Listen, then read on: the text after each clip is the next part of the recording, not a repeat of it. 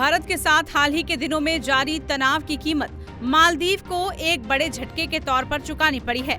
मालदीव को इसकी कीमत बजटीय विकास सहायता आवंटन में कटौती के रूप में चुकानी पड़ी है। दरअसल भारत हर साल विदेशी सरकारों को हजारों करोड़ रुपए की मदद करता है। हालांकि इस बार भारत ने विदेशी सरकारों को दी जाने वाली आर्थिक मदद में बड़ी कटौती की है। सबसे ज्यादा कटौती का सामना मालदीव को दी जाने वाली फंडिंग में ही दिखाई दे रहा है। ऐसे में जानते हैं कि भारत हर साल क्यों इन देशों की मदद करता है। दरअसल इस साल के बजट ने मालदीव को बड़ा झटका दे दिया है।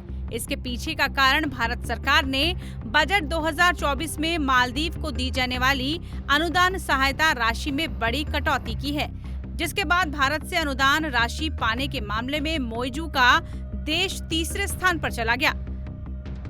भारत ने साल 2024-25 के लिए मंगलवार को अपना बजट पेश किया, जिसमें मालदीव को दी जाने वाली सहायता राशि कम कर दी गई है। चुनाव से पहले संसद में 1 फरवरी को पेश किए गए बजट में मालदीव को सहायता के रूप में 72 मिलियन अमेरिकी डॉलर आवंटित किए गए थे। मोदी सरकार के तीसरे कार्यकाल के पहले बजट में मालदीव को दी जाने वाली अनुदान राशि में कटौती करके महज 48 मिलियन अमेरिकी डॉलर आवंटित किए गए हैं। मालदीव को दी जाने वाली सहायता राशि में कटौती को मोइजू की चीन परस्त नीतियों के जवाब के तौर पर देखा जा रहा है।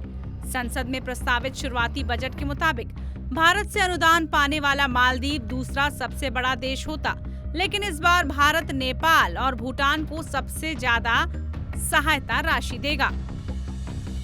पिछले वित्त वर्ष के बजट में मालदीव को अनुदान राशि के रूप में 48.1 मिलियन अमेरिकी डॉलर आवंटित किए गए थे, जबकि इसे संशोधन के बाद बढ़ाकर 92.9 मिलियन अमेरिकी डॉलर कर दिया गया था। भारत ने पिछले साल अनुदान सहायता के रूप में मालदीव को 22 मिलियन डॉलर की मदद की थी। अनुदान सहायता में ये कटौती भारत की तरफ से मालदीव में किए जा रहे बड़े पैमाने पर विकास कार्यों में की गई है।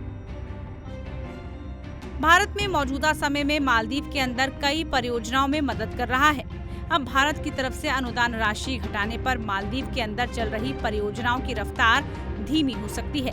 ऐसे में बजट में कटौती करके भारत ने बता दिया कि भारत से पंगा लेना उसे कितना महंगा पड़ गया है।